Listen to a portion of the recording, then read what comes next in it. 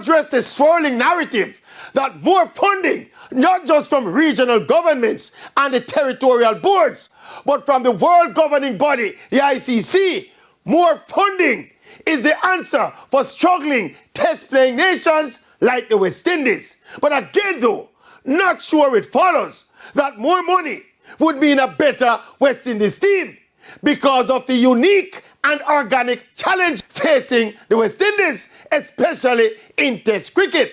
When Dave Cameron, as president, piloted the signing of regional players to lucrative retainer contracts, that was supposed to be a game changer in us producing more quality players. That's almost a decade now.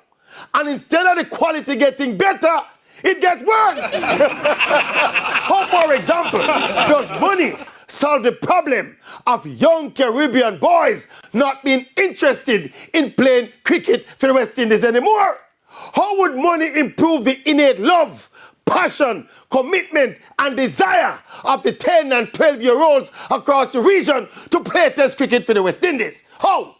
Talk to them on how? How?